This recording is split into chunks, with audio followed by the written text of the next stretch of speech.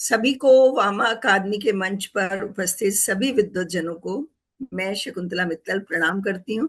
आप सबका बहुत बहुत बहुत स्वागत, बहुत वंदन, अभिनंदन। आज का कार्यक्रम बहुत विशेष है क्योंकि वामा अकादमी के संस्थापक और अध्यक्ष तथा वर्ल्ड रिकॉर्ड होल्डर आदरणीय डॉक्टर संजीव कुमार जी की पुस्तक बिट्टू पर परिचर्चा के लिए हम सब उपस्थित हुए हैं। और इसमें आप सबके विचार हमारे लिए बहुत महत्वपूर्ण है क्योंकि लेखक अपनी एक दृष्टि से लिखता है। हमारे बीच आज के शीर्षस्थ साहित्यकार आदरणीय विवेक रंजन श्रीवास्तव जी, आदरणीय प्रबोध कुमार गोविल जी, आदरणीय राजेश्वर वशिष्ठ जी और वामा अकादमी के उपाध्यक्ष उमंग सरीन जी, और साथ ही साथ वामा का यह सुंदर मंच प्रदान करने वाले आदरणीय डॉक्टर संजीव कुमार जी, जो आज परिचर्चा के मध्य में जिनकी पुस्तक बिट्टू रहेगी, हमारे साथ हैं। आप सभी का बहुत बहुत स्वागत।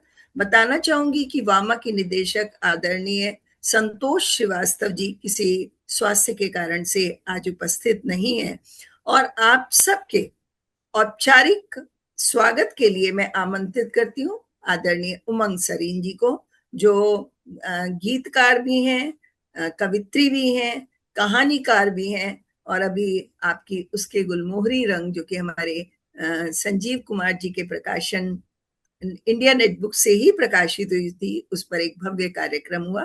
तो आपका बहुत बहुत स्वागत है उमंग सरीन जी। जी, बहुत शुक्रिया आदरणीय शकुंतला जी। शब्द सुवासित भाव से करते हम सत्कार, आज के अनुष्ठान में स्वागत बारंबार, स्वागत बारंबार। मैं उमंग सरीन अंतर्राष्ट्रीय वामा संस्कृति एवं साहित्य अकादमी के दिल्ली इकाई के पटल पर डॉक्टर संजीव कुमार जी के उपन्यास बिट्टू पर परिचर्चा के लिए आज पधारे सभी वरिष्ठ साहित्यकारों का तहे दिल से स्वागत करती हूँ, इस्तकबाल करती हूँ, अभिनंदन करती हूँ। हमें ज्वाइन कर रही हैं आज वंदना रानी ने। हमें ज्वाइन कर रही हैं वंदना रानी जी, चलिए स्वागत है वंदना रानी जी का। आज बहुत ही विशिष्ट उपस्थितियों से हमारा पटल सुशोभित है। निश्चित रूप से आज हमें बिट्टू उपन्यास पर बहुत उत्कृष्ट वक्तव्य और विचार सुनने को मिलने वाले हैं। तो मैं औपचारिक रूप से स्वागत करती हूँ, हार्दिक स्वागत है आज के रचनाकार, वरिष्ठ साहित्यकार, असंख्य पुस्तकों के लेखक, वामा अकादमी के संस्थापक और अध्यक्ष आदरणीय डॉक्टर संजीव कुमार जी का उनके अपने ही प्रांगण में, अपने ही पटल पर मैं आपका बहुत बहुत स्वागत करती हूँ। ये प्रतिष्ठित मंच उनकी ही परिकल्पना है, उनका ही मार्गदर्शन है, और हम सब महिलाओं के द्वारा विभिन्न पद संभालते हुए हमारा वामा अकादमी का साहित्य सृजन और उन्नति की पथ पर हम चलते जा रहे हैं। उसके लिए हार्दिक आभार और बहुत बहुत स्वागत है आदरणीय डॉक्टर संजीव कुमार जी का। अब मैं स्वागत करती हूँ आज के कार्यक्रम की अध्यक्षता कर रहे बहुत वरिष्ठ साहित्यकार आदरणीय प्रबोध कुमार गोविल जी का, जो किसी परिचय की मोहताज नहीं है, लेकिन उनका परिचय बाद में शकुंतला जी पढ़ेंगी। आपका हार्दिक स्वागत, अभिनंदन करती हूँ कि आपने अपने समय में से हमें कुछ पल दिए। और फिर मैं स्वागत अभिनंदन करती हूँ वरिष्ठ साहित्यकार जो हमारे आज बीच में हैं, आदरणीय विवेक रंजन जी, जो बहुत व्यस्त होते हुए भी आज हमारे बीच उपस्थित हैं। आदरणीय वरिष्ठ साहित्यकार राजेश्वर वशिष्ठ जी का, जो अपने बहुमूल्य विचार आज हमारे सामने रखने वाले हैं। आप सबका बहुत धन्यवाद कि आपने उपन्यास को पढ़ा, समझा और आज आप अपने विचार उसके ऊपर हमारे सामने रखने वाले हैं। और इसके साथ ही यद्यपि वो पटल पर मौजूद नहीं है, लेकिन मैं बहुत स्वागत करती हूँ हमारी वरिष्ठ साहित्यकार आदरणीय संतोष श्रीवास्तव जी का, जो हमारी वामा अकादमी की निदेशक भी हैं। उनका मार्गदर्शन हमें समय समय पर प्राप्त होता रहता है। खराब स्वास्थ्य की वजह से आज वो उपस्थित अभी तक नहीं हुई हैं, मुझे लगता है तबीयत थोड़ी संभलेंगी तो शायद वो आ भी जाएं। तो आप सबका मैं बहुत बहुत स्वागत, अभिनंदन, इस्तकबाल करती हूँ, खुशामदीद। और मैं अभिनंदन करती हूँ इसके साथ ही वामा इकाई, दिल्ली इकाई की अध्यक्ष, वरिष्ठ साहित्यकार आदरणीय शकुंतला मित्तल जी का भी, जो इस कार्यक्रम की सूत्रधार हैं और आगे के कार्यक्रम की बागडोर मैं उनके हाथ में सौंपती हूँ कि आप कार्यक्रम को आगे बढ़ाएं। बहुत बहुत स्वागत है और आप सभी का अभिनंदन, स्वागत है। इसके साथ ही जो हमें सुनने के लिए जुड़े हैं उनका भी मैं तहे दिल से स्वागत करती हूँ। बहुत बहुत धन्यवाद उमंग सरीन जी।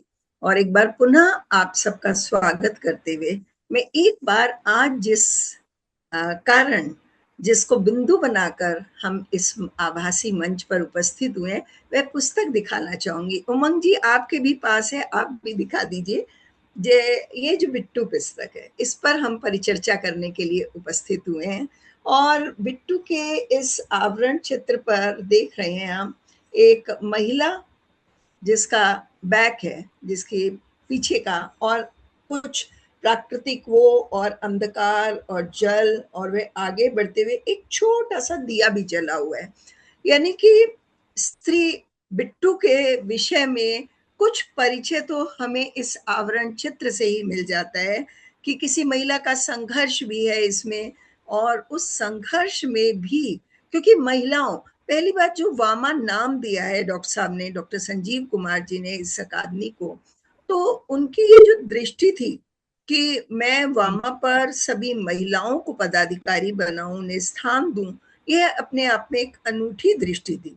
और इसी तरह उन्होंने इतने पौराणिक स्त्री पात्रों को लेकर के भी अपनी रचनाएं लिखी, और इसमें भी बिट्टू में भी एक स्त्री की मर्म को समझना, उसके संघर्ष को समझना, उसकी संवेदनाओं को समझना, और समाज किस प्रकार, किस हद तक क्रूर हो जाता है उसके प्रति, उसके बांझपन को लेकर। तो ये जो सारी बातें हैं, उसको जिस रोचकता से, जिस मार्मिकता से और बहुत ही सरल भाषा से इसमें बुना गया है, तो मैं चलती हूँ आज के रचनाकार डॉक्टर संजीव कुमार जी की तरफ।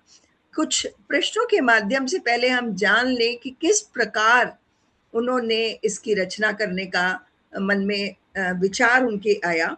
तो मैं जानना चाहती हूँ डॉक्टर साहब, आपको प्रणाम करते हुए, आपकी पुस्तक पर आज परिचर्चा वामा ने रखी है।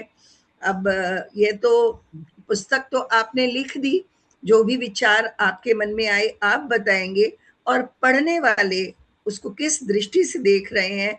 केवल पाठक ही नहीं है हमारे मंच पर आज, बहुत बड़े विद्वान हमारे मंच पर आज हैं उपस्थित। तो सबसे पहले आपका ही विचार जानना चाहूंगी, पुरुष होते हुए भी आपने किस तरह इतनी एक स्त्री पात्र को इस तरह से, उसकी जो एक, आपने कैसे समझा कि स्त्री माँ बनकर ही पूर्ण होती है, और उस पर इतने आक्षेप, और वो भी बिट्टू कौन सी स्त्री है जो बहुत पढ़ी लिखी भी है, जिसके अंदर अन्य बहुत सारे गुण हैं, वह व्यापार करना भी जानती है, गरीबी से बाहर भी अपने परिवार को लेकर आई है, और उसके बाद भी वह निष्ठुर समाज और वह परिवार उसकी इन सब अच्छाइयों को केवल इसलिए दरकिनार कर देता है क्योंकि वह आरंभ में उन्हें पुत्र नहीं दे पा रही या संतान नहीं दे पा रही। तो ये सब जो मातृत्व की कथा को आपने जो केंद्रीय विषय चुना, वे क्या सचमुच आपके जीवन में, क्योंकि पिछली बार भी जब मैंने आपसे एक प्रश्न किया तो मुझे पता चला कि आपके आसपास ही वे पात्र थे। तो क्या आपके जीवन में किसी से आपका संपर्क हुआ ऐसे पात्र से, या आपकी संवेदनाशील दृष्टि ने स्वयं ही इस बात को महसूस किया और उसकी करुणा को अपनी इस उपन्यास का कथानक बनाया? तो मैं जानना चाहूंगी विचार कैसे आया आपके मन में कि इसको लिया जाए। बहुत बहुत स्वागत है आपका डॉक्टर साहब। धन्यवाद शकुंतला जी, मेरे वरिष्ठ साहित्यकार मित्रों और श्रोताओं। बड़ा कठिन प्रश्न पूछा है आपने, लेकिन सच्चाई ये है कि जैसा आपने कहा, मातृत्व एक महत्वपूर्ण विषय है माँ के या किसी स्त्री के या किसी महिला के जिंदगी में। तो हमने ये देखा कि ये महत्वपूर्ण प्रश्न तो है, लेकिन इसमें लोगों का योगदान निगेटिव ही रहता है, चाहे वो पति हो, चाहे वो सास हो, या और कोई आसपास घर में सदस्य हो। तो एक स्त्री को एक सीमा के बाद साल या 2 साल के बाद ये मानना शुरू कर देते हैं कि ये तो बांझ है। तो हमने बांझ पने पर कई किस्से देखे थे, जी कई घटनाएं देखी थी, जिसमें बड़े कठिन से कठिन परिणाम भी रहे, यहाँ तक कि मृत्यु भी हुई कि एक केस में। तो ये सारा देख करके मुझे लगा कि इसके पॉजिटिव पॉइंट्स को स्पष्ट करना चाहिए, कहानी को उसी में समेटना चाहिए, ताकि ये पता चल सके कि मनोवैज्ञानिक दबाव एक स्त्री के ऊपर कितना रहता है माँ बनने के लिए। तो स- इसी परिवेश में हमने इस उपन्यास की रचना की। मैं अभी अब स्टूडेंट हूँ, विद्यार्थी हूँ। पहली कोई किताब मैंने लिखी थी, बागेश्वर है मेले बन गया, जी तो पीछे चर्चा हो चुकी है। तो फिर हमने दूसरी लिखी, बिट्टू, जो मातृत्व से संबंधित है। और तीसरी किताब लिखी, रिश्ते कैसे कैसे, जो अभी छप के तो आ गई हैं, लेकिन अभी वितरित नहीं की। जी। तो हम तो आप लोगों से सीख रहे हैं कि कैसे लिखा जाता है। डॉक्टर साहब, ये तो आपका बड़प्पन है कि आप सीख रहे हैं, क्योंकि लेकिन समाज की रूढ़ मानसिकता को लिखना तो सरल है, पर आपने बिट्टू के अंतर, मतलब एक नारी के हृदय में जो संघर्ष चल रहा है, उसको भी बड़े खूबसूरती से इसमें स्थान दिया है। तो क्या आपने घर में किसी स्त्री पात्र को आपने बात करके उससे उसके मन को पढ़ा, और कैसे उसको, और चुनौती है ये बहुत बड़ी कि आप उसके अंतर तक उतर करके उसको आपने बहुत सुंदरता से, उसके द्वंद को, उसके उतार चढ़ाव को, उसकी सोच को। प्रोफेसर शशि सहगल कहते हैं कि आप स्त्री कैसे बन जाते हो। तो कविता में तो स्त्री बनना आसान था, इसमें भी हमने सोचा स्त्रियों के इर्द इर्द गिर्द ही बुनी जाए कहानी तो अच्छा है। तो मैं इस स्त्रियों के महत्व को बढ़ाने के लिए, उनकी शक्ति में वृद्धि के लिए विभिन्न ऐसे विषय लेके आया हूँ। लेकिन ज़्यादातर हमने जो लिखा वो कविता में लिखा। कविता में जिन पात्रों को मैंने अभी तक टच किया है, वो उनमें से कुछ ऐसे हैं जो कभी हुए नहीं, टच ही नहीं किए गए, महाभारत ग्रंथ तक में चर्चा नहीं, जैसे भानुमति। फिर दूसरा हमने लिया कुंती, गांधारी, उत्तरा, कैकेयी, और अग्निपुत्री, अग्निपुत्री द्रौपदी को कहा है। फिर अश्मा वगैरह वगैरह, टोटल 35 जैसे प्रबंध काव्य हैं जो अब तक पब्लिश हो चुका है। तो मैंने सोचा सब सब यही लिखते रहोगे या थोड़ा गद्य की तरफ भी आओगे। तो आप सब लोगों की कहानियां पढ़ते पढ़ते मैंने लगा शुरू कर देते हैं। अब देखिए आप लोग मूल्यांकन कीजिए कि इसमें क्या कमी है, क्या विषय है, ताकि आगे हम और बेहतर लिखने की कोशिश कर सकें। बहुत बहुत धन्यवाद। धन्यवाद डॉक्टर साहब। और आप, आपका फलक लेखन का बहुत व्यापक है, ये हम सभी जानते हैं, और आप इंडिया वर्ल्ड रिकॉर्ड में अपना स्थान दर्ज करवा चुके हैं। तो मुझे लगता है, क्योंकि आदरणीय विवेक रंजन श्रीवास्तव जी सफर में है, तो सबसे पहले उन्हें अगर सहूलियत है इस समय तो उन्हें ही सुन लिया जाए। क्या आप उपस्थित हो पा सकेंगे? सही है, मैं अपने को कवर कर लेता हूँ पहले। ठीक है, हाँ आप कर लीजिए, तब तक मैं जी। आपके लिए 2 शब्द बोल देती हूँ। हाँ, आदरणीय विवेक रंजन श्रीवास्तव जी बहुत ही वरिष्ठ और सक्रिय व्यंग्यकार हैं, नाटक लेखक हैं, समीक्षक हैं, और ई अभिव्यक्ति पोर्टल के हिंदी संपादक भी हैं। 27 से अधिक पुस्तकें आपकी प्रकाशित हो चुकी हैं, और चर्चित हिंदी ब्लॉगर हैं।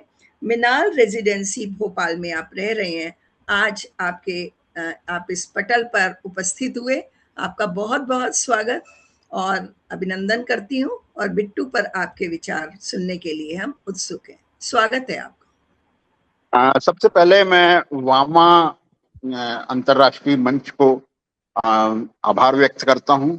संजीव जी के स्त्री विमर्श पर अनेक किताबें हैं और नए नए सोपान जो हैं, जो स्त्री विमर्श चर्चा का केंद्र रहा है, उस पे उसके विभिन्न आयामों पे पौराणिक आख्यानों से स्त्री पात्रों को निकाल करके उन्होंने रचनाएं लिखी। उनमें से कई की मैंने समीक्षा करने का मुझे सौभाग्य मिला और जब मैंने बिट्टू को पढ़ा तो मुझे लगा कि एक आज की पीढ़ी है। मैं अभी अमेरिका में था तो मैंने देखा कि घर के सामने से कॉफी हाउस की तरफ जाते हुए बहुत सी महिलाएं कुत्ते के बच्चे को अपनी गोद में लिए हुए जा रही हैं, या बिल्ली पालना वहां पर कॉमन।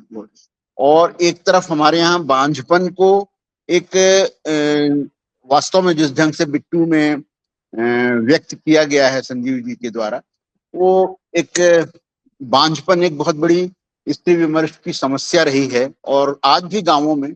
और गांवों में क्या मतलब, एक मातृत्व की पूर्णता जो होती है, स्त्रीत्व की पूर्णता मातृत्व से होती है, ये एक धारणा भी है और अपनी जगह बिल्कुल सही भी है कि सृष्टि में अगर संरचना का, नई संरचना का कहीं किसी को अधिकार मिला है तो या तो प्रकृति को है या स्त्री को है। तो जो बिट्टू का मां नहीं बन पाने की जो समस्या थी और जिसके लिए उसने मंदिर मस्जिद या आज का नहीं हमेशा से रहा है कि अकबर फतेहपुर सीकरी जाकर के बच्चे की औलाद की कामना कर रहा है, इस तरह के बहुत सारे इतिहास रहा है। उस सारे दृष्टांतों को बिट्टू के परिप्रेक्ष्य में संजीव जी ने बहुत कुशलता से इस उपन्यास में बहुत बारीकी से समझा और उसे उन्होंने अभिव्यक्त किया।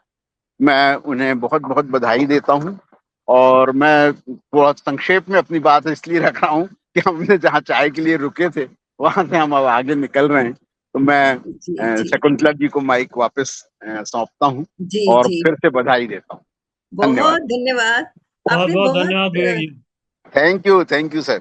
आपने अपनी बात बहुत अच्छी शुरुआत की कि वाकई आज कुत्ते और बिल्लियों को पाल करके भी कहीं ना कहीं स्त्रियां जो हैं अपने आप को संतुष्ट करने की कोशिश करती हैं, परिवार संतुष्ट कर रहा है अगर वे पालने का समय नहीं है तो। लेकिन हमारे भारत में तो विशेष रूप से बांझ अपने आप में सुनना एक बहुत बड़ा एक मुश्किल काम है, हो गया है, जिससे कि स्त्री अपने आप को बहुत अपमानित महसूस करती है।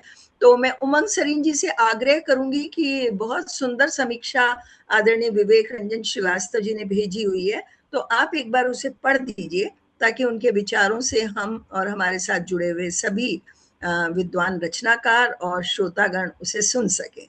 तो उमंग सरीन जी आप पढ़ दीजिए उनकी। जी मैं पढ़ती हूँ क्योंकि उन्हें जल्दी थी, सफर में है, लेकिन उन्होंने बहुत ही सुंदर फिर भी उन्होंने विचार रखे। हाँ जी, उन्होंने फिर भी भेजा है तो हम जरूर चाहेंगे कि उनकी समीक्षा को हम पढ़ें। तो मैं उन्हीं के शब्द पढ़ रही हूँ, आप सुनिएगा। डॉक्टर संजीव कुमार का बिट्टू कालजयी और शाश्वत साहित्यिक मूल्यों को रेखांकित करता नया रोचक उपन्यास है। वे विविध नवाचारी विषयों और विधाओं में इतना सारा मौलिक रच चुके हैं कि रिकॉर्ड बुक्स में लगातार दर्ज साहित्यिक प्रतिष्ठा प्राप्त कर रहे हैं। हिंदी उपन्यास मूल उद्देश्य मानव मन की अतल गहराइयों को छूना और मानव और समाज को एक संवेदनशील आईना दिखाना है। यह कृति इस साहित्यिक मानक पर 100% खरी उतरती है। उपन्यास एक बंधी बंधाई कहानी नहीं है, बल्कि स्त्री के अस्तित्व, उसकी अदम्य जिज्ञासा और मर्म स्पर्शी त्याग का एक जीवंत दस्तावेज है। यह समाज को करुणा और संवेदना के शाश्वत मूल्यों से जोड़ता है। उपन्यास की नायिका बिट्टू एक शांत, विनम्र और बेहद हंसमुख स्त्री है, जिसका जीवन विवाह के शुरुआती दिनों में किसी मधुर गीत की खुशियों से भरा हुआ था। किंतु कहानी का मुख्य साहित्यिक द्वंद्व मां बनने की अभिलाषा से शुरू होता है। 10 वर्षों का लंबा और मरुस्थल जैसा इंतजार, समाज के तीखे ताने और पारिवारिक दबाव के बीच बिट्टू का संघर्ष पाठक को भावनात्मक रूप से अपने साथ बहा दे जाता है। लेखक ने यहाँ बड़ी कुशलता से दिखाया है कि कैसे एक स्त्री का मातृत्व केवल उसकी व्यक्तिगत इच्छा नहीं रह जाता, बल्कि उसे सामाजिक प्रतिष्ठा का एक क्रूर प्रश्न बना दिया जाता है। इस कथा प्रवाह में बिट्टू का चरित्र अटूट विश्वास और संकल्प के एक ऊंचे शिखर की तरह प्रस्तुत किया गया है। यहाँ एक और बिट्टू का पति उसके मातृत्व को लेकर मौन धारण कर लेता है और रूढ़िवादी समाज उसे दोषी ठहराने लगता है। वहीं बिट्टू अपनी आस्था की लौ को बुझने नहीं देती। वह मंदिर, मन्नत, व्रत और डॉक्टरों के यहाँ चक्कर काट कर भी हार हरगिज नहीं मानती।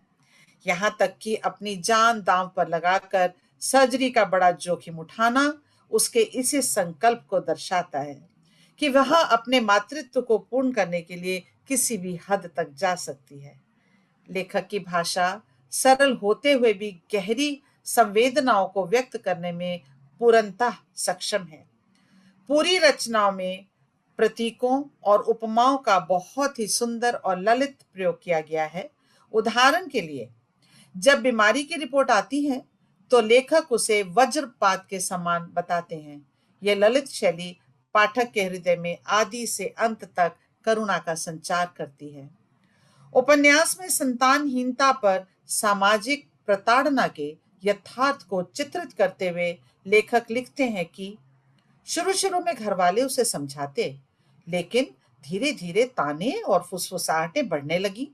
कोई कहता शायद इसी में दोष है, कोई कहता इतने साल हो गए, अब क्या उम्मीद। यह अंश हमारे समाज की उस कड़वी और नग्न सच्चाई को उजागर करता है, जहां बांझपन का सारा दोष केवल स्त्री के माथे मढ़ दिया जाता है। लेखक ने यहाँ सीधे प्रहार की बजाय फुसफुसाहटों शब्द का जो किया है, वह उस मानसिक पीड़ा को दर्शाता है जो किसी सीधे वार से अधिक गहरी और जानलेवा होती है। परंतु इस घने अंधकार के बाद भी मातृत्व की उपलब्धि और परम तृप्ति का वह उजला क्षण भी आता है जब वह पहली बार अपने बच्चे को गोद में लेती है।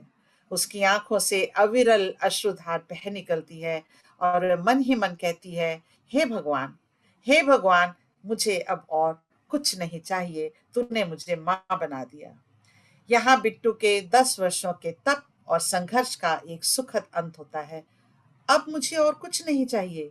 ये भाव सिद्ध करता है कि एक भारतीय स्त्री के लिए जीवन का चरम लक्ष्य और उसकी संपूर्णता मातृत्व की प्राप्ति है। परंतु नियति को कुछ और ही मंजूर था। कहानी का सबसे कारुणिक मोड़ तब आता है जब वह ब्रेन ट्यूमर जैसी घातक बीमारी की चपेट में आ जाती है। इस काल के सामने भी बिट्टू टूटती नहीं है, बल्कि वे अपनी नियति और मृत्यु पर अपनी ममता से विजय पाती है। अपने अंतिम दिनों में कांपते हाथों से अपने मासूम बच्चे के सिर पर हाथ रखती है और कहती है, बेटा मजबूत बनना, मां ने तेरे लिए बहुत इंतजार किया था, अब तू ही मेरा संसार है। मृत्यु के द्वार पर खड़ी होकर भी वह बेटे के भविष्य की यह चिंता और उसके चेहरे की यह शांति संकेत देती है कि उसने अपनी जीवन साधना पूर्ण कर ली है। अब उसे मृत्यु का कोई भय नहीं है। साहित्यिक मानकों की कसौटी पर यदि हम इस कृति को परखें तो बिट्टू बांझपन की सामाजिक विसंगति पर एक अत्यंत सफल, प्रौढ़ और श्रेष्ठ उपन्यास सिद्ध होता है। अरस्तु के प्रसिद्ध विरेचन सिद्धांत के अनुसार जो साहित्य पाठक के मन के विकार को धोकर उसे करुणा से पवित्र कर दे, वही उत्तम साहित्य है। यह उपन्यास पाठक के भीतर इस पवित्र करुणा का संचार करता है। भारतीय काव्य शास्त्र के सिद्धांतों वस्तु अर्थात पात्र चित्रण, रस और उद्देश्य के कड़े मानकों पर यह रचना पूरी तरह सुदृढ़ और संतुलित है। इस शिल्प का और इसका कथ्य दोनों ही उच्च कोटि के हैं। डॉक्टर संजीव कुमार ने एक अत्यंत मार्मिक और प्रेरणादायक कृति हिंदी साहित्य को सौंपी है, जो पाठकों को पुस्तक बंद करने के बाद भी देर तक सोचने के लिए विवश करती है। ये उपन्यास दुख की राख से अपनी खुशियों का संसार बुनने वाली एक साधारण स्त्री के असाधारण और कालजयी महागाथा बनने की अमर कहानी कहती है। द्वारा आदरणीय विवेक रंजन जी। बहुत सुंदर, बहुत सुंदर, बहुत सुंदर। विवेक रंजन जी ने बहुत ही सुंदर, मतलब कहना चाहिए जिन फुसफुसाहटों को डॉक्टर संजीव कुमार जी ने सुना, उनके मन में करुणा का आविर्भाव हुआ और ये उपन्यास लिखा गया और मात्र 90 पृष्ठों के अंदर उसके साथ अंतर कथाएं भी बुनी और उसकी पीड़ा को उजागर करने के साथ साथ उसके हौसले, उसके जज्बे और उस दृढ़ता को दिखाया। पर आदरणीय विवेक रंजन श्रीवास्तव जी की समीक्षा ने उन फुसफुसाहटों को पकड़ लिया। ये एक समीक्षक की बहुत बड़ी बात है कि आपने जिस भाव को लेकर के लिखा वह उन तक पहुंचे, ये लेखन की भी विशेषता है और समीक्षक की गहरी पैनी दृष्टि का भी परिचय देती है कि उन फुसफुसाहटों को, उन शब्दों के भीतर छिपे हुए जो दृढ़ भाव हैं, उन सबको उन्होंने पकड़ा और इतनी सुंदर समीक्षा दी। बहुत बहुत बहुत आभार व्यक्त करती हूँ आदरणीय विवेक रंजन श्रीवास्तव जी का, जिन्होंने सफर में होते हुए भी न केवल आकर अपनी उपस्थिति दर्ज करवाई बल्कि हमें इतनी अच्छी समीक्षा भेजी। बहुत धन्यवाद। और इसी के साथ डॉक्टर संजीव कुमार जी को बधाई देते हुए अब मैं बढ़ती हूँ। हमारे बीच हैं बहुत वरिष्ठ साहित्यकार, कवि, मुक्त छंद के सिद्धहस्त कवि आदरणीय राजेश्वर वशिष्ठ जी, जिनकी द्रुपद सुता और अगस्त्य के महानायक श्री राम जो कि खंड काव्य है, और सुनेत्रा तुम ही प्रेमो, और उनका पहला उपन्यास मुट्ठी भर लड़ाई था जो कि उन्होंने 1983 में लिखा था और उसके अब दूसरे संस्करण भी आ गए हैं। देवता नहीं कर सकते प्रेम कविता संग्रह, कुछ तो कहो कबीर, बहुत सारी है। और ध्रुव तारा कभी अस्त नहीं होता जब मैंने पढ़ा और उस पर मैंने एक दो मित्रों को भी जब भेजा तो उन्होंने कहा कि शकुन बार बार पढ़कर भी मन नहीं भर रहा। उसकी पहली कहानी को इतनी मनोवैज्ञानिक ढंग से लिखी गई कहानी है। और मिथिला की भूमि सुता, सुनो वाल्मीकि को हरियाणा साहित्य अकादमी द्वारा श्रेष्ठ काव्य कृति सम्मान मिला। अगस्त्य के महानायक श्री राम पर अखिल हिंदी साहित्य सभा नासिक द्वारा 2018 का साहित्य आराधना सम्मान, और कविता के क्षेत्र में श्रेष्ठ लेखन के लिए ये नरेश शांडिल्य जी द्वारा प्रस्तावित सम्मान है, ओम शांति साहित्य सम्मान आपको मिला। 2024 कलाग्राम और 2024 का कला निधि सम्मान, हरियाणा साहित्य एवं संस्कृति अकादमी का वर्ष 2022 का हिंदी साहित्य में उत्कृष्ट योगदान हेतु 2.5 लाख रुपए का बाबू बाल मुकुंद गुप्त सम्मान मिला। और भी अनेक सम्मान है। इनके लेखन का फलक बहुत व्यापक है और बहुत ही अलग इनकी दृष्टि है। तो ऐसे मूर्धन्य, ऐसे वरिष्ठ साहित्यकार से पुस्तक पर चर्चा और उनके विचारों को जानकर हमारा मंच बहुत समृद्ध होगा। आदरणीय राजेश्वर वशिष्ठ जी, आपका मैं बहुत बहुत बहुत स्वागत करती हूँ। बहुत बहुत आभार शकुंतला जी, बहुत बहुत आभार वामा मंच। और मैं आपको क्या बताऊं, डॉक्टर संजीव कुमार का मैं मात्र उनके साहित्य को पढ़कर ही नहीं, व्यक्तिगत रूप से उनकी मैत्री भाव का भी बड़ा पुराना प्रशंसक है। बहुत सारे ऐसे अवसर रहे हैं जहां मनुष्यता बहुत बड़ी चीज होती है, यह रेखांकित होती है संजीव कुमार जी से मिलकर। ये तो हम सब जानते ही हैं कि उन्होंने एक रिकॉर्ड बना दिया है, इतनी अधिक पुस्तकें उन्होंने लिखी हैं। मेरे ख्याल से 40 से अधिक पुस्तकें तो उन्होंने लॉ से रिलेटेड, कानून के क्षेत्र में लिखी हैं। और पौराणिक जो हमारे पात्र हैं, खासतौर पे पौराणिक पात्रों में भी जो उपेक्षित पात्र हैं, उन पर उनकी दृष्टि गई है। तो एक सवाल यहाँ बार बार उठ रहा था कि आपने स्त्री के मन को इस तरीके से कैसे पढ़ा। आप सोचिए, जो व्यक्ति पौराणिक पात्रों के मन को पढ़कर आगे बढ़ा है, कितना कठिन समय था। जिस महाभारत काल में उन पात्रों ने अपना संघर्ष किया है, वहां से लेकर आप आधुनिक समय तक आते हैं और स्त्री के विभिन्न रूपों को देखते हैं, उसको हर क्षेत्र में कार्यरत देखते हैं। तो ये दृष्टि निश्चित रूप से बननी थी। और जो व्यक्ति संवेदनशील है, जो व्यक्ति समाज से जुड़ा हुआ है, जो व्यक्ति चाहता है कि समाज ने उसे जितना दिया है वह भी समाज को कुछ लौटाए, तो उसके लिए महत्वपूर्ण हो जाता है कि वह कम से कम स्त्रियों के बारे में अवश्य लिखे, अवश्य सोचे। मैं खुद भी, मेरा भी लेखन स्त्री केंद्रित रहा है, इसलिए मैं इस बात को बहुत अच्छी तरह से समझ सकता हूँ। और इसके पीछे भी कहीं एक बहुत बड़ा कॉम्प्लेक्स होता है। अगर मैं अपनी बात कहूँ तो कहीं ना कहीं हम अपने परिवार में ही स्त्रियों को देखते हैं, और जो जो कहना चाहिए गंभीर चिंतन और विचार और विमर्श उत्पन्न होता है, वहीं से उत्पन्न होता है। जैसे मैं आपको बताऊं, मैंने अपनी माँ के दुख को देखा है। मेरे पिता की मृत्यु बहुत जल्दी हो गई थी, और किस तरीके से उस स्त्री ने परिवार को आगे बढ़ाया, बच्चों को बड़ा किया, पूरे समाज के साथ एक तरीके के युद्ध रत रहते हुए आगे बढ़ना, ये किसी स्त्री के वश की बात है। जब व्यक्ति इन सब चीजों को देखता है तो उसे समझ आ जाती है बात कि ये सब पुरुष के वश का नहीं है, ये स्त्री के वश का ही है कि वो इन सारी स्थितियों के बीच में जो उसके आसपास के पुरुष हैं उनकी सहायता करती है, उन्हें संभाल कर रखती है, और साथ साथ उस लड़ाई को बड़ी बहादुरी से लड़ती है।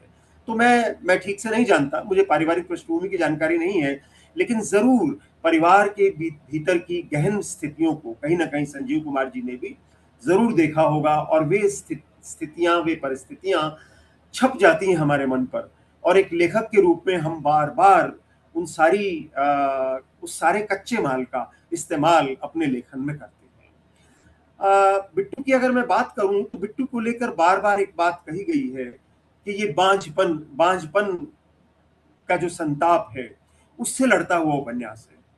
हाँ, एक पक्ष है, बांझपन से भी उस स्त्री को लड़ना पड़ता है, लेकिन उपन्यास के पहले 40 पृष्ठ बांझपन से नहीं लड़ते। पहले 40 पृष्ठ ये बताते हैं कि स्त्री की मैनेजमेंट क्या है।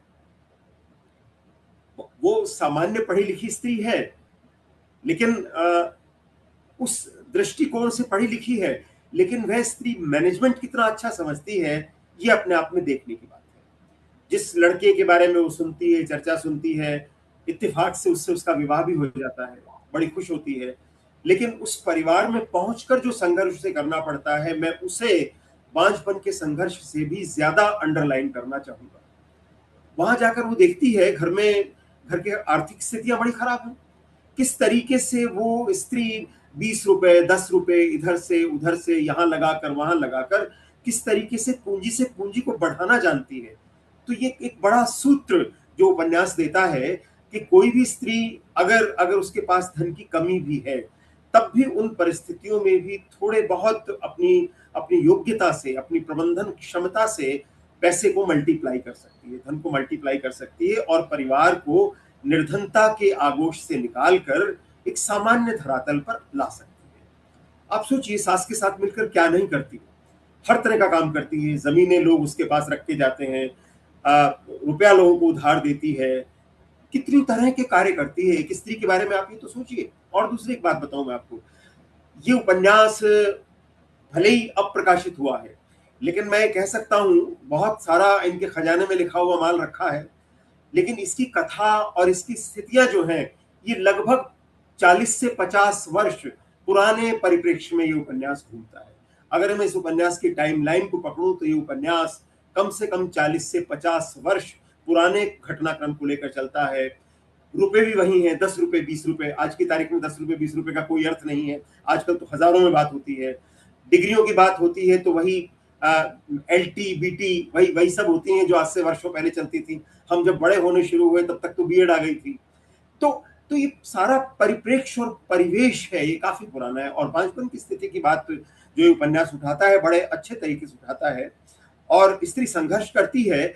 बांझपन का द्वंद्व जो बिट्टू झेलती है, वो द्वंद्व भी आज की तारीख में उतना प्रबल नहीं है। आज हो सकता है, मैं शहरी दृष्टिकोण से इस बात को कह रहा हूं, गांव में स्थिति अभी भी होगी, लेकिन चूंकि टाइमलाइन में मैं इस कहानी को पीछे ले जा रहा हूं, उस समय बांझपन एक बहुत बड़ा संत्रास था जिससे स्त्री को जूझना पड़ता था, और किसी भी स्त्री को ये देखा ही नहीं जाता था। और बड़ी महत्वपूर्ण बात यह है कि अगर बच्चे नहीं हो रहे हैं तो सीधे सीधे स्त्री को दोष दिया जाता था। ये तो ठीक है कि डॉक्टर साहब ने कहानी को आगे बढ़ाया और बता दिया कि भाई उसी में बेचारी में कमी थी, फेलोपियन ट्यूब उसकी ब्लॉक थी और वो ऑपरेशन से ठीक हो जाती है। मैं तो यहाँ एक सवाल पूछता हूँ, अगर ये स्थिति उल्टी होती, ये परेशानी बिट्टू में ना होती, ये परेशानी बिट्टू के पति में होती, तो घटनाक्रम क्या होता? कोई भी व्यक्ति उस पुरुष की तरफ तो उंगली उठाता ही नहीं कि इसकी कमी की वजह से बच्चे नहीं हो रहे हैं। ये तो कहानी उन परिस्थितियों से गुजर गई कि आपने बिट्टू में, बेचारी में वो सारा की सारी चीजें डाल दी और उसको उसके जीजा बहन मदद करते हैं, शहर ले जाते हैं, उसका ऑपरेशन करा देते हैं, डॉक्टर को दिखा देते हैं। उस पति से उसे सहयोग नहीं मिलता जिस पति के बारे में वो कितना अच्छा सोचती है, उसको बार बार पढ़ने के लिए आग्रह करती है, चाहती है वो एमए हो जाए, वो पूरे परिवार का सबसे अधिक पढ़ा लिखा व्यक्ति हो जाए।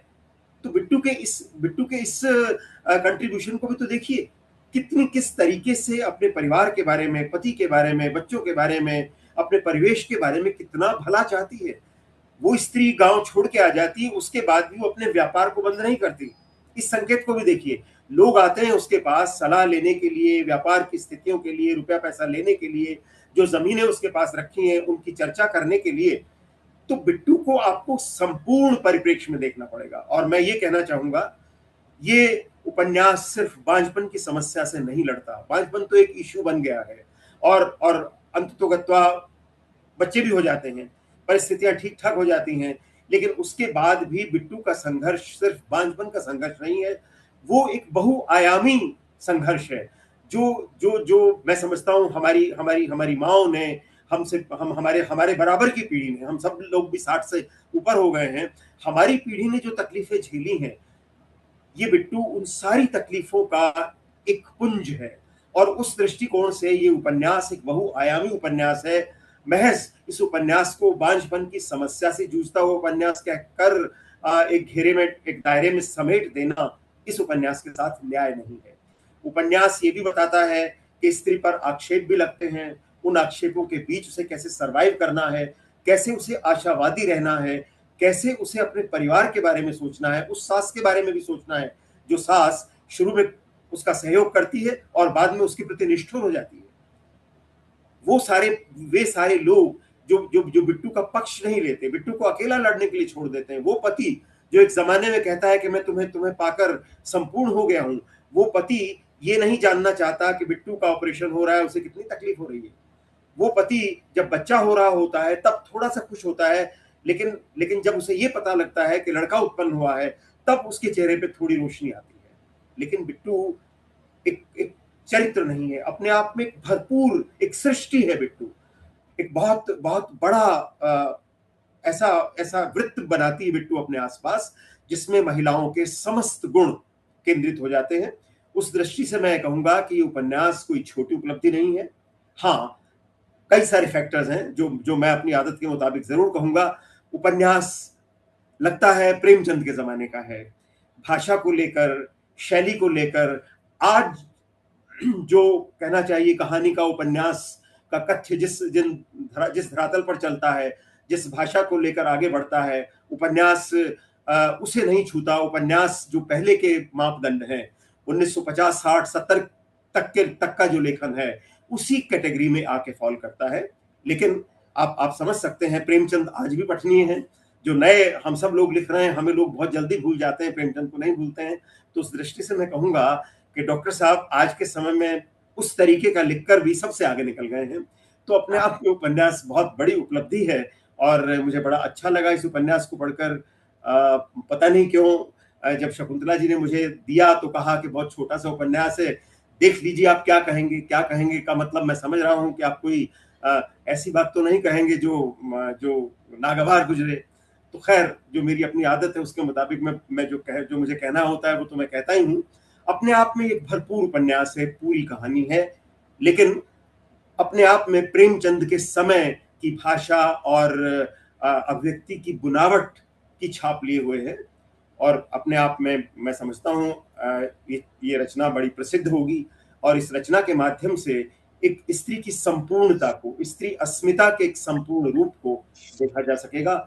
मैं बहुत सारी बधाई वामा को देता हूँ, बहुत सारी बधाई डॉक्टर संजीव कुमार को देता हूँ, बहुत सारी बधाई शकुंतला बहन को देता हूँ, जो बार बार खतरा मोल लेकर भी मुझे कहने का आग्रह कर लेती हैं। बाकी सबको प्रणाम, नमस्कार। बहुत आभार। और जब तक हम किसी पुस्तक पर खुली दृष्टि से विचार नहीं सुनेंगे तब तक हम आगे नहीं बढ़ते। और डॉक्टर संजीव कुमार जी भी सदा कहते हैं राजेश्वर वशिष्ठ को भी बुलाइए, मुझे सदा वो आग्रह पूर्वक कहते हैं। और आपने जिस प्रबंधन कौशल की बात की, मैंने भी वही लिखा हुआ था।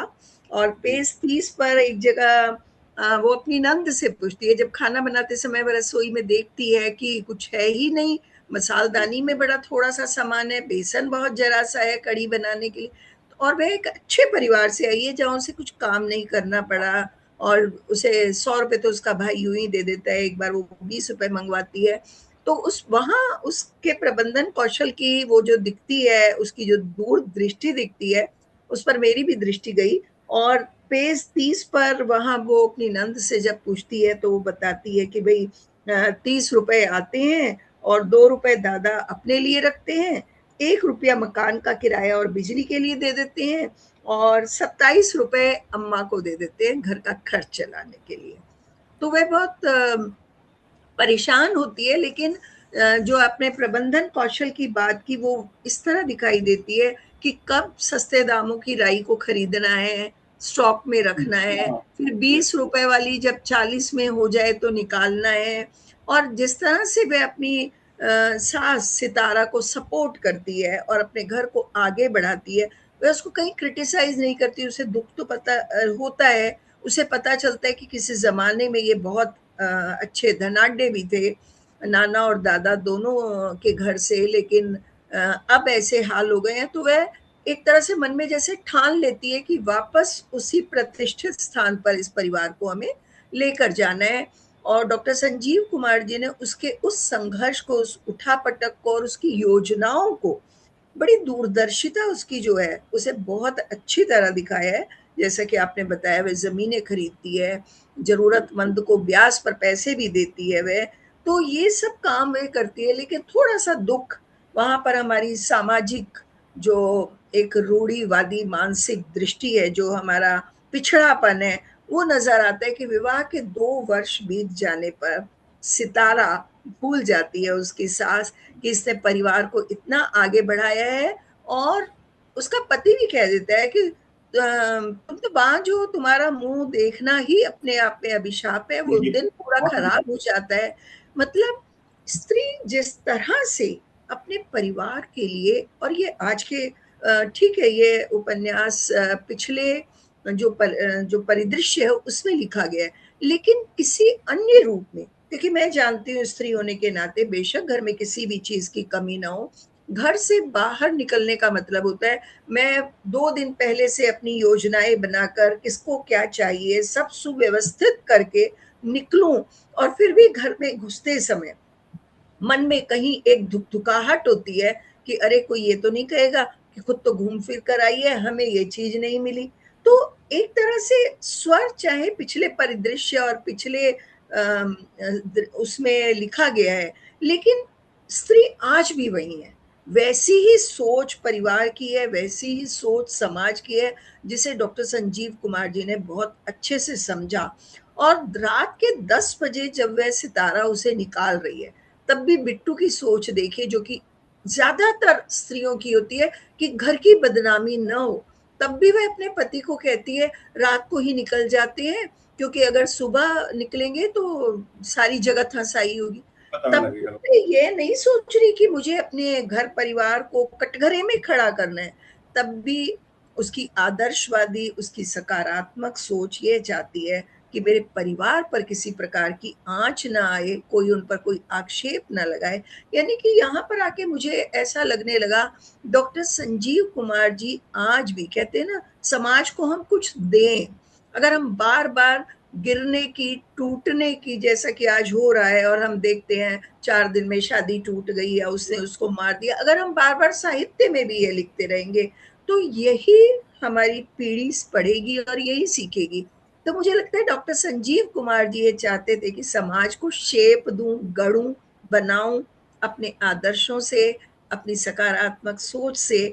तो उन्होंने कोई वो बिंदु नहीं छोड़ा है जो मुझे महसूस हुआ, और इसीलिए वह रात को निकल जाती है, चुपचाप वहां भी जाकर के समझौता करती है, वहां जाकर फिर एक नया आक्षेप झेलती है, तुमने मुझे मेरी माँ से भी अलग कर दिया और तुमने मुझे कोई खुशी भी नहीं दी। भूल जाता है वह पति कि कितनी खुशी दी है। वह उसे किस तरह उसने कहा कि आप बीटीसी कर लीजिए, मैं आपको सपोर्ट दूंगी, आप पैसों की भी चिंता मत कीजिए। मतलब वो कोई घर से खजाना नहीं लेकर आई थी और न ही वह बार बार जाकर के अपने मायके में मांग रही है पैसा। वह खुद अपनी, वही जो आपने कहा, प्रबंधन कौशल से, अपनी दूरदृष्टि से स्वयं वह व्यवस्था कर रही है। और दर्द तो वह सह ही रही है, पर दर्द को सहते हुए भी अपने परिवार को गढ़ती रहती है, आगे लेके जाती है, हर एक की खुशी का ख्याल रखती है। और जब उसे उसकी दीदिया और वो सरिता और उनके दामाद जी जो आकर लेकर के जाते हैं, वहां भी वह शिकायतों का अंबार नहीं लगाती। तो हर जगह आपने जो छोटी छोटी बातों से जिसे कहते हैं कि केवल मनोरंजन नहीं, कवि का कर्म होना चाहिए, उसमें उचित उपदेश का भी मर्म होना चाहिए। तो वह उचित उपदेश देने में डॉक्टर साहब पूरी तरह से सफल रहे हैं। और क्योंकि बहुत सरल भाषा में लिखा गया है, मतलब स्त्री के मनोविज्ञान को, और मुझे लगता है ये मनोविज्ञान कहीं ना कहीं उन्होंने अपने परिवार में, मनोरमा जी को भी हम देखते हैं कि किस तरह वह डॉक्टर संजीव कुमार जी के साथ खड़ी रहती हैं और सदा उनका चेहरा मुस्कुराता रहता है। और अपने घर में अन्य सब स्त्रियों को भी उन्होंने देखा कि परेशानी में भी किस प्रकार हंसकर उस परेशानी से अपने परिवार को निकालना, और उन सबको देख करके इस बिट्टू के चरित्र का निर्माण हुआ। डॉक्टर संजीव कुमार जी उसके लिए बहुत बहुत बहुत बधाई के पात्र हैं। और अब हम बढ़ेंगे आज के हमारे अध्यक्ष और बहुत ही वरिष्ठ साहित्यकार आदरणीय प्रबोध कुमार गोविल जी की तरफ। तो मैं उन्हें आमंत्रित करने से पूर्व शब्द सुमनों से उनका स्वागत भी करती हूँ। बहुत ही बड़ा व्यक्तित्व है और कुछ आपका परिचय भी देना चाहूंगी। और ये भी मैं बताना चाहूंगी, जितनी बार भी चाहे किसी भी कारण से समय बदला या कुछ भी हुआ, प्रबोध कुमार गोविल जी ने हर बार मुझे आश्वासन दिया कि मैं उपस्थित हो जाऊंगा। तो इतने वरिष्ठ साहित्यकार द्वारा दिया गया आश्वासन भी इस कार्यक्रम की बहुत बड़ी नींव बना। प्रबोध कुमार गोविल जी राजस्थान में लंबे समय से निवासरत वरिष्ठ साहित्यकार, पत्रकारिता एवं जन संचार के प्रोफेसर एवं शिक्षाविद रहे हैं। आपने कविता, उपन्यास, कहानी, नाटक, लघु कथा, बाल साहित्य और आत्मकथा सहित लगभग सभी साहित्यिक विधाओं में उल्लेखनीय लेखन किया है। आपकी रचनाएं अनेक भारतीय एवं विदेशी भाषाओं में अनुदित हुई तथा आकाशवाणी, दूरदर्शन से उनका प्रसारण भी हुआ। आपको साहित्य अकादमी पुरस्कार, सूर पुरस्कार, बाल साहित्य मनीषी पुरस्कार, देवीलाल सामर पुरस्कार सहित अनेक प्रतिष्ठित सम्मानों से सम्मानित किया गया है। उनकी प्रमुख कृतियों में देहाश्रम का मंजोगी, रेत होते रिश्ते, वंश, अकाब, राय साहब की चौथी बेटी आदि उल्लेखनीय। बहुत बड़ा परिचय है, जिनमें से कुछ ही चीजों का मैंने उल्लेख किया है। मैं आपको बहुत सम्मान के साथ आमंत्रित करती हूँ। आदरणीय प्रबोध कुमार गोविल जी, आप आज के कार्यक्रम के अध्यक्ष भी हैं, तो आप अपना अध्यक्षीय उद्बोधन भी दीजिए और बिट्टू पर आप अपने विचार भी रखिए। बहुत बहुत बहुत स्वागत है। धन्यवाद। आप मुझे सुन पा रहे हैं? जी जी, बहुत स्वागत। पहले आभार आपका इस अगर आप संभव हो तो आमंत्रण के अपना लिए। चित्र भी दिखा दीजिए तो हमें बहुत ज्यादा आनंद आएगा। यदि आप संभव हो तो वीडियो भी ऑन कर लीजिए, हमें सुनने का आनंद दुगना हो जाएगा। जी जी, मैं कोशिश करता हूँ। हाँ, कोशिश कीजिए, हम प्रतीक्षा कर लेंगे।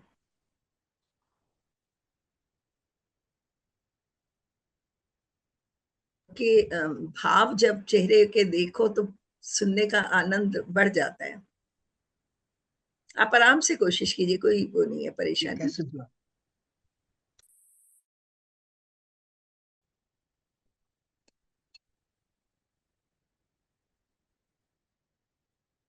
ये क्यों नहीं हो रहा है? एक मिनट।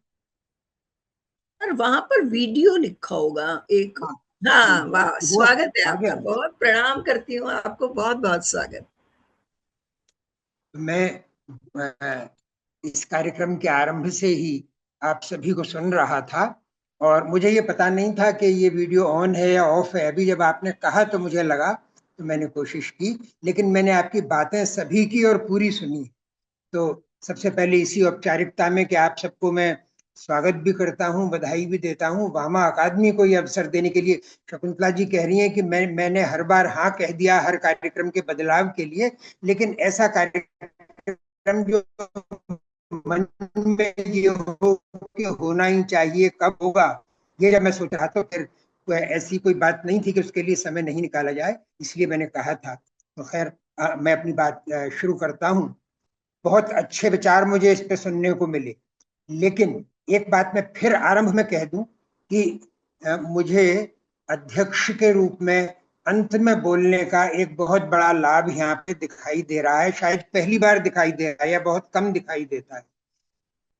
प्राय ऐसा होता है कि किताब के बारे में सब बातें कह दी जाती हैं और कहने के लिए विशेष कुछ बचता नहीं है। लेकिन यहाँ ये तो बात सही है कि आपने लगभग सारी बातें कह दी, लेकिन फिर भी मेरा मन कह रहा है कि कुछ एक दो बातें मेरे मन में रह गई जो मैं कहूँगा तो मुझे लगेगा कि इस पक्ष पर भी हम लोगों का ध्यान जाना चाहिए। मैं संजीव कुमार जी को बहुत समय से पढ़ता रहा हूँ और उनकी किताबें बहुत मनोयोग से पढ़ता हूँ। तो मुझे एक बात ये भी लगती है कि चाहे वो अपनी बात कितनी भी सादगी से उठाएं, किसी भी ऐसे विषय पर उठाएं जो बहुत सामान्य दिखाई दे, लेकिन उसमें कहीं ना कहीं किसी न किसी कोने में एक संजीव दृष्टि जरूर होती है। मैं हमेशा ये सोचता हूँ कि ये किताब आखिर संजीव जी क्यों लिख रहे हैं, उन्हें क्या बात मथ रही है, क्या बात उन्हें बींध रही है कि उन्होंने ये विषय उठाया है। यहाँ भी देखिए, इस साधारण से, जिसको अभी वशिष्ठ जी ने भी बहुत सुंदर तरीके से कहा और श्रीवास्तव जी ने तो कहा ही, शकुंतला जी भी कह रही हैं कि उन्होंने स्त्री विमर्श या स्त्री की समस्या, और बल्कि उससे भी आगे जाकर वशिष्ठ जी ने कहा बहुआयामी समस्या स्त्री की दृष्टि से उन्होंने बताई है। लेकिन मेरे दिमाग में तो इसे पढ़ते समय इससे भी आगे मैंने थोड़ा सा और सोचा था। अब आप सबकी अनुमति लेकर मैं उसे ही शेयर करता हूँ। मुझे ये लगता है कि संजीव जी ने एक भारतीय कथानक में, भारतीय परिप्रेक्ष्य में, भारतीय परिवेश में, भारतीय नारी की बात करते हुए, भारतीय परिवार की स्थितियों की बात करते हुए भी एक ग्लोबल ही नहीं बल्कि यूनिवर्सल विमर्श रचा है। यही उनका वो फोर्स है जो उनको तेजी से आगे ले जाता गया और इस कथानक को बढ़ाता गया। अब ये कैसे हुआ ये भी थोड़ा सा आपको बताऊंगा, नहीं तो आपको लगेगा कि ये मैंने ये क्या अलग बात कही। देखिए, ऐसा है कि हमारा जो देश है, और इस बात को मैं वशिष्ठ जी की इस बात से जोड़ता हूँ कि प्रेमचंद के समय की भाषा या 40-50 साल पहले, तो ये तो मैं ये कहूंगा कि बहुत अच्छी बात है कि वो उसी समय से इस समस्या पर सोच रहे होंगे और उसके तत्व, उसके तंतु उनके अवचेतन में कहीं ना कहीं अटके फंसे हुए रहे होंगे। इसीलिए आज उन्होंने 21वीं सदी के भी 2 दशक बीत जाने के बाद इस कथानक में उसको पिरो दी। और वो बात क्या है? वो है, मैं सीधे सीधे देखता हूं कि पूरे विश्व को, पूरे यूनिवर्स को इस बात पर आश्चर्य होता है कि 300 देशों की इस दुनिया में वो कौन सी बात है, वो कौन सा तत्व है जो भारत को जनसंख्या की दृष्टि से नंबर 1 बनाता है। विश्व का सबसे बड़ा देश, जनसंख्या बढ़ने के लिए जो बातें होती हैं, जो तकनीक चाहिए, जो मेडिकल सुविधाएं चाहिए, जो संपन्नता चाहिए, जो वैभव चाहिए, वो सब कई देशों में हमसे ज्यादा है।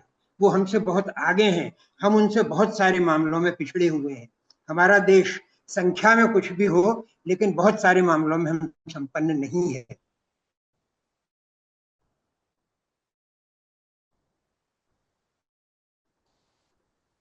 कुछ नेटवर्क चला गया है शायद सर का।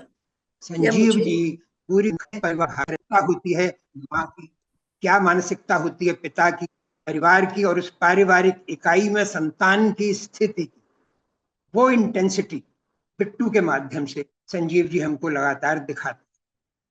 तो ये जो बात है, ये मुझे सबसे ज्यादा आकर्षित करती है इस कथानक में, और मैं इस परिप्रेक्ष्य में, इस दृष्टि से उसे पढ़ता हूँ। और मुझे ये लगता है कि वो जरूर, चाहे वो एक ही छोटी सी बात होगी, लेकिन हर अपनी रचना में उनके दिमाग में कुछ ना कुछ ऐसा जरूर रहा होता है जो अन्य किसी को आसानी से नहीं दिखा। तो मैं उसको रेखांकित करता हूँ। मैं इस बात के लिए उनको बधाई देता हूँ। हम लोगों को भी धन्यवाद देता हूँ, श्रोताओं को भी, कि हम एक नई बात, एक साधारण से उपन्यास, ऐसे उपन्यास जिसको हम स्त्री विमर्श का ही उपन्यास समझ रहे हैं, उसमें हमको वो चीज दिखाई देती है कि किसी भी स्त्री की मानसिकता में वो इंटेंसिटी, वो तेज जो औलाद को, संतान को, संतति को, अगली पीढ़ियों को का आदर करते हुए उन्हें दुनिया में लाता है। ये बात इस उपन्यास बिट्टू की मुख्य रूप से मुझे दिखाई देती है। बाकी तमाम बातें तो हैं ही। राजेश्वर जी कह रहे हैं कि बहुआयामी है, तो वो उनका भी इशारा कुछ इस ओर है कि वो केवल एक ही समस्या, बांझपन की समस्या नहीं है, न केवल वो पैसे की समस्या है, न पारिवारिक माहौल की समस्या है, न दहेज की समस्या है, न संपन्नता की समस्या है। वो ये बात है कि स्त्री कैसे सारी स्थितियों में परिवार रचती है, परिवार गढ़ती है। मुझे लगता है बहुत ज्यादा नहीं कहना चाहिए। जो समय है, मेरे सामने घड़ी 6 बजा रही है, तो मैं उन बातों को न दोहराऊं जो आप लोगों ने पहले ही कही है। जो विषय रह गया था मैं उसको करता हूं। फिर से बधाई देता हूं संजीव जी को भी, शकुंतला जी को भी सुंदर संचालन के लिए, और वशिष्ठ जी को मैंने इतनी अच्छी तरह आज शायद पहली बार ही सुना, तो उनको भी। विवेक रंजन जी तो लिखते भी रहते हैं मेरे पास, मुझे भेजते भी रहते हैं, पढ़ते भी रहते हैं हम लोग। तो उनका तो खैर, उनका श्रम अपनी जगह है ही। और मैं वामा अकादमी को इस सुंदर आयोजन के लिए धन्यवाद देता हूँ, बधाई देता हूँ। उमंग जी से को भी मैं आभार देता हूँ, उन्होंने अच्छी बात बीच में रखी। बहुत बहुत धन्यवाद। बहुत सुंदर। और हमारे साथ वंदना रानी दयाल श्रोता के रूप में जुड़ी रही, उनका भी बहुत आभार। और अब मैं चलती हूँ डॉक्टर संजीव कुमार जी की तरफ। आपने अपने उपन्यास पर सभी के विचार सुने, तो मैं चाहूंगी कि आभार ज्ञापन का ये काम आप ही के द्वारा हो, कि आपने सबके विचार सुने और अंत में आप इसको समापन की ओर ले जाइए। आदरणीय डॉक्टर संजीव कुमार जी। धन्यवाद शकुंतला जी। सबसे पहले तो मैं आपको धन्यवाद देना चाहूँगा कि आपने हर वक्ता के समीक्षा विचार सुने, और सुनने के बाद उनके ऊपर एक संक्षिप्तीकरण के साथ अपने उसका पूरा विकास का मौका दिया। तो आपको इसके लिए बहुत बहुत धन्यवाद। It was a good comparing. देखिए, 2-3 प्रश्न सामने आए, मैं संक्षेप में उनके बारे में बताना चाहूँगा। कहानी का वैभव, जैसा कि मैं समझता हूँ, वो प्रेमचंद के ज़माने से है। मैंने प्रेमचंद को 3 या 4 बार पढ़ा है, और उन पर एक आलेख भी किया था, युग पुरुष, युग कथाकार। हमने उसे कथा के क्षेत्र में युग पुरुष का नाम दिया है, जो हमारी बृहत्तर इतिहास में मिल जाएगा, क्यों दिया, कैसे दिया। है। तो हमारे ऊपर प्रेमचंद जी का बड़ा प्रभाव था, पहली चीज। दूसरी चीज, मैंने अपने जीवन के जो बचपन के वर्ष हैं, या जो तरुणाई के वर्ष हैं, वो गांव में बिताए। तो इसलिए हमारे पास जो चीज़ें उपलब्ध थी, जो सरोकार हमको सामने दिखते थे, या जो बैकग्राउंड हमको दिखती थी पशु में, वो थोड़ी थोड़ी गांव की तरफ झुकती हुई दिखेगी। क्योंकि मैंने पूरे 10 साल गुजारे वहाँ, और मैं शहर उसके बाद आया। लेकिन जो संपर्क हमारा गांव से था, वो आज भी है। आज भी हम वहाँ पर एक स्कूल चलाते हैं, जिसमें हम बच्चों से 10 रुपये फीस लेते हैं। तो गांव का जो बैकग्राउंड रहा, वो इसके ऊपर बहुत इम्पोर्टेंट था। और दूसरी चीज़ है कि जब आप एक so called true story, it's not true story but there are some true facts which have been woven, तो जो हमें ट्रू स्टोरी हमने देखी थी, अगर हम उसके परिवेश को बदलते हैं, या उसकी शिल्प को बदलते हैं, या भाषा में कोई सुधार लाने की कोशिश करते हैं, तो वो ना तो पुरानी लगती, ना नई लगती। इसलिए हमने जानबूझकर उसे उसी सरोकार और उसी स्तर पर लेने की कोशिश की। पहले वाले उपन्यास में भी, बागेश्वर में भी, भाषा पर हमने यही संयत रखा कि वो उस समय की, उस स्थान की झांकी जरूर दिखाते एक बार। तो ये इसका कारण था। दूसरा, स्त्री विमर्श तो अभी हुआ ही नहीं इंडिया में। अगर आप ध्यान से देखें तो हम भले यथार्थवाद की बात करते हो, लेकिन यथार्थ यथार्थ हम नहीं लिखते। हम तो कोई ना कोई सामने दिखने वाली बैकग्राउंड लेते हैं और उसे चाशनी में, भाषा की चाशनी में लपेट कर हम उसे पेश कर देते हैं। लेकिन सच्चाई कहाँ है? जिस यथार्थवाद की, प्रयोगवाद की, प्रगतिवाद की, नई कविता की या नए गद्य की जो भी बातें हम करते रहते हैं, उन सब के पीछे एक चीज बड़ी जरूरी होती है। मैं कहता हूँ कि कथानक वही उठा करके बार बार दूसरी भाषा में लिखते रहोगे, बदल बदल के लिखते रहोगे, तो उससे कुछ नहीं होगा। कुछ ऐसे चिंतन के लिए बिंदु सामने आने चाहिए जो अभी तक चिंतन में नहीं आए, जिन्हें हम चुपचाप एक पंखे से ऐसे हिला करके एक साइड में कर दें, या आपका चुनाव चिन्ह ले करके उसको साफ कर देते हैं। आज सामाजिक परिप्रेक्ष्य में अगर आप देखें तो तकरीबन 28 से 30% के बीच की शादियां टूट रही हैं। आज हमारे पास आने वाला हर चौथा आदमी डाइवोर्स की बात करता है। लड़कियां यहां तक कह देती हैं कि मुझे मंजूर नहीं, बिकॉज ही इज वीक। हम आपको कुछ बोल्ड पॉइंट भी बोलेंगे बस परमिशन के साथ। हम एक ऐसे मंदिर में गए जहां पर कुछ कमरे बने हुए थे। शहर था, देवी जी की आराधना पूजन करने के बाद हम जब वापस आए अपने दान की पर्ची कटवाने के लिए, तो हमने पूछ ही लिया, आपके पास रुकने का स्थान है कोई? कहते हैं ये कमरे हैं, बने तो हैं 10 लोग। तो हमने कहा, लेकिन आप लोगों ने मंदिर में कमरे क्यों बनवाए? उन्होंने कहा, यहाँ है, यहाँ दिन में 5 बार कमरे उठते हैं। सोचिए, 5 बार कमरे उठते हैं। जो आता है घंटे रुकता है, फिर पैसे देते चला जाता है। तो हमने कहा, यहाँ दिन में घंटे भर के लिए कौन आता होगा? उन्होंने बताया, बगल में केजी मेडिकल कॉलेज है। अब ये कौन सी संस्कृति है? क्या ये यथार्थ नहीं है? क्या इसको लाइमलाइट में नहीं आना चाहिए? क्या इसके परिणाम एक सुगठित और संगठित रूप में बच्चों को नहीं दिखाना चाहिए, ताकि वो समझें कि ऐसा करना ठीक नहीं है? हम उनको ऊपर से तो बोलते हैं, लेकिन नीचे से उनको सपोर्ट नहीं देते। तो मेरा मतलब सिर्फ ये है कि हमने कहानियों में उन विषयों को उठाने का बीड़ा उठाया है जिन विषयों पर किसी ने नहीं लिखा। जैसे मैं पात्रों के ऊपर लिखता आ रहा हूँ। उर्मिला पर 2 लाइनें लिखी गई, लेकिन उर्मिला पर पूरा खंडकाव्य हमने लिखा। जब आ जाएगा तो देखने में आएगा। तो मैं नए तरीके से, नए विषयों पर, नए का पात्रों पर, नए कथानकों पर काम करने का कोशिश करता हूँ। बाकी जो एक के बाद एक भेड़ चाल में लिखते जा रहे हैं, उनकी अपनी चॉइस, उनका अपना सरोकार है, उनका अपना प्लेटफॉर्म है। तो हमने इसीलिए इस प्रकार के विषयों को लिया। इसमें भी बांझपन बांझपन एक महत्वपूर्ण विषय था जिसके ऊपर लिखा जाना चाहिए और जिसके प्रति जागरूकता पैदा करनी चाहिए कि भाई बांझ क्यों है? चेकअप करा लो। जो कमजोर हो वो अपना रास्ता निकाले। तो हम इन पे अगर आवाज नहीं उठाएंगे ऐसे विषयों पर, तो बड़ा मुश्किल होगा।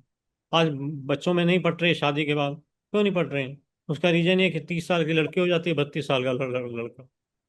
अब इतने टाइम तक तो सब कुछ जम चुका होता है, सारे हाथ जम चुके होते हैं। उनका अपना एक सिस्टम, उनकी अपनी एक नज़रिया, उनका अपना एक प्लेटफॉर्म बन चुका होता है। उसके ऊपर जब दूसरा आदमी आता है तो बड़ा मुश्किल होता है। हमारे एक जानकार थे, उनकी छोटी बेटी की शादी हुई। हफ्ते भर बाद जब वो वापस आए तो उसने हमसे सीधे सीधे ये कहा कि अंकल मेरी डाइवोर्स पिटीशन बना दीजिए। हफ्ते भर बाद हमने कहा अभी तो तुम्हारी शादी हुई है, तुम डाइवोर्स कहाँ से ले आए? तुम्हारे मन की शादी है, लव मैरिज करी तुमने। कहती नहीं, मैंने समझ लिया मेरा वहां नहीं हो सकता। अब हमने जब से पूछा क्या चीज़ है, कहती नहीं, मैंने समझ लिया वो मेरे लायक ही नहीं है। हफ्ते भर में मानसिकता बदल जाती है। पहले जिन चीज़ों को सुन के सोच के सामने देख के उसके ऊपर कोई ना कोई तरीका निकाला जाता था कि समस्या का निदान किया जाए, अब समस्या का निदान नहीं है, समस्या के ऊपर वैसी मिसाइल टूटती है जैसी ईरान ईरान वाले तोड़ रहे हैं। तो मेरा कहने का मतलब ये है कि थोड़ा आगे बढ़ो। छायावाद जैसी सुंदर कविता आई थी, लेकिन उसको प्रयोगवाद और प्रगतिवाद जैसे नाम दे करके, यथार्थ की बात करेंगे नाम दे करके उसको खराब कर दिया। तो कहानी को भी खराब कर रहे हो, वही पुरानी पुरानी चीजें डिस्कस करके। नया लिखो, बोल्ड लिखो। अब वो छुपने का जमाना नहीं है। आप जितना सोचते हो कि हम संबंधों के बारे में बच्चों से बात ना करें, वो आपसे बहुत आगे हैं। आपने तो सुना ही नहीं होगा वो चीज़, वो सुना देंगे। बिल्कुल बिल्कुल। तो फिर तो फिर कैसे सोचना कि उन विषयों को न उठाया जाए। बहरहाल मैंने कोशिश की है, अगले अंक में कुछ और छायाएं मिलेंगी।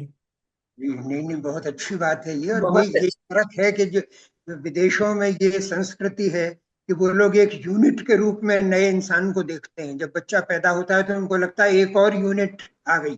लेकिन हमारे यहाँ, और खास करके अब ऐसी मानसिक स्थिति में जिसमें ये उपन्यास लिखा गया है, वहां वो जीवन का विस्तार दिखाई देता है, एक और यूनिट नहीं। उस हाँ, माँ के लिए एक ऐसा बच्चा जो उसको दोबारा जीने के लिए एक नई जिंदगी देगा।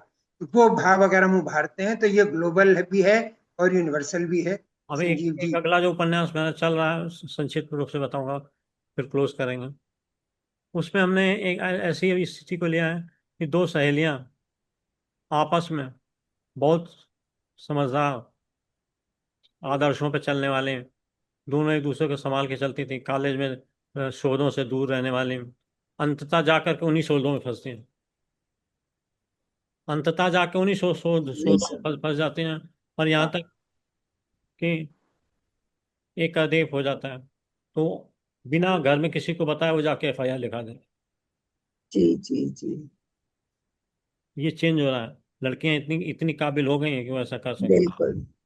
एग्जैक्ट एक घटना ऐसी हुई हमारे पास आई लीगल में। तो हम ये कहें, वो अपना दिन खुद बना लेते हैं। उनको क्या चाहिए, आज पैसा नहीं चाहिए। अगर हम ये सोचते हैं कि पैसे वाले को देख करके शादी कर दें, लड़कियां लड़कियां अब समझदार हो गए, उनको पैसा नहीं चाहिए, उनको ऐसा साथी चाहिए जो साथी बन के काम कर सके। हम तो अभी सोचे ही नहीं उस चीज़ को, ना हमारे समझ में इंडिया में भी एक पीढ़ी तो गुजरी जाएगी। तो इन सारी चीज़ों को सामने ला करके अभिव्यक्ति को थोड़ा सा बृहद बना, वर्गाकार बना के, वाइड बना के हमें बस चाहिए कि हम ऐसी कहानियां लिखें। और ये ना सोचें कि अरे लोग क्या कहेंगे, लोग क्या कहेंगे। हर घर में क्या बोलते हैं, मिट्टी के चूल्हे हैं। बिल्कुल बिल्कुल। हर एक की जिंदगी में कुछ ना कुछ कथानक है।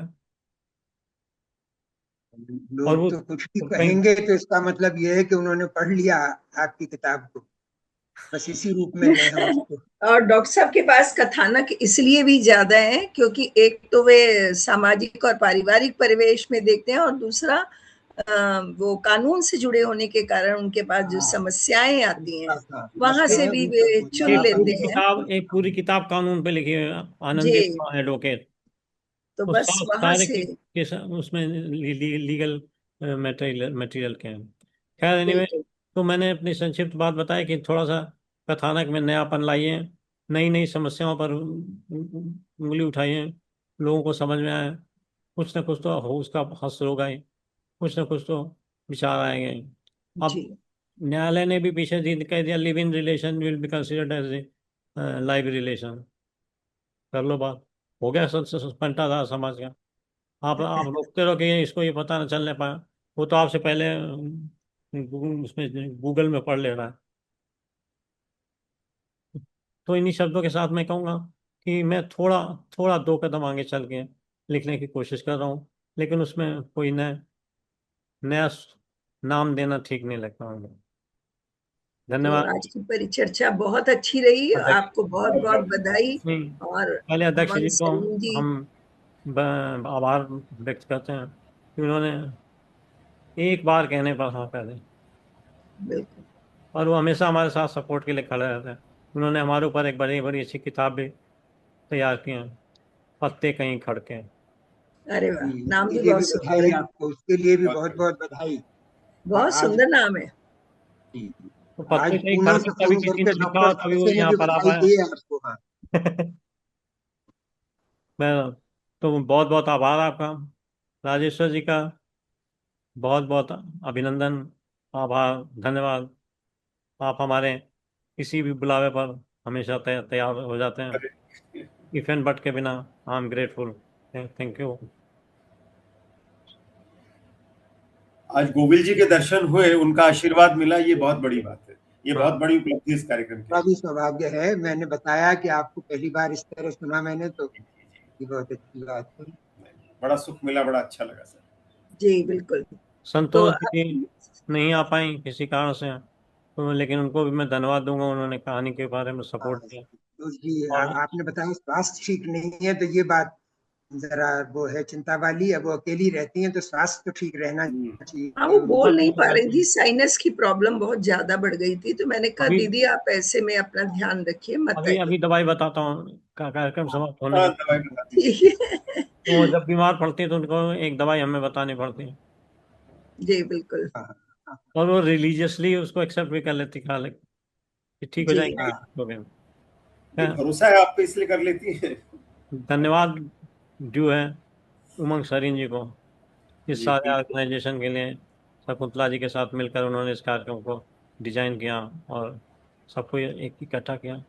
बहुत बहुत धन्यवाद। बहुत शुक्रिया। धन्यवाद विवेक रंजन श्रीवास्तव को कि उन्होंने कहीं की यात्रा करते हुए भी हमारे साथ सहभागिता करें। तो बहुत बहुत आभार विवेक जी को, और साथ ही आभार जी को कि उन्होंने सपोर्ट किया शुरू से ही। वैसे एक चक्कर पड़ रहा था कि 23 तारीख को हम करना चाहते थे, वो 23 तारीख को हेमंत का बर्थडे है सर। तो हमने जैसे ही उन्होंने बताया, कैसे मामा हो तुम्हें ये नहीं पता?" जी। मैंने कहा बस डन। मैंने तुरंत फोन किया मंगी को कि 22 तारीख को कर लो, तेज को। तो इन्हीं शब्दों के साथ मैं आप सब लोगों को बहुत बहुत जी अभिनंदन करता हूँ, धन्यवाद। आभार व्यक्त करता हूँ, और साथ ही श्रोताओं को, इन्होंने हमारे साथ समय बिताने के लिए कष्ट किया, और आशा है जरूर कुछ ना कुछ अच्छा लगा होगा। तो वो एक बार बिट्टू जैसी किताब को खरीद के उसको पढ़ेंगे और बताएंगे कि उसमें और क्या क्या मनोवैज्ञानिक आस्पेक्ट पक्ष जो है कमजोर रह गए हैं। आपने जो बताया उन चीज़ों का आगे ध्यान रखूंगा राजेश्वर जी। थैंक यू, धन्यवाद। प्रणाम, नमस्कार। सभी को प्रणाम, और इसी के साथ हम विदा लेते हैं। हाँ जी।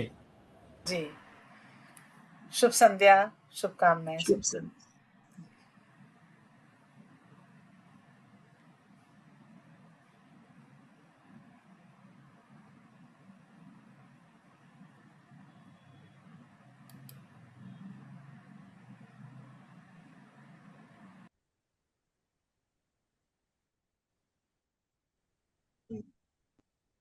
हम्म।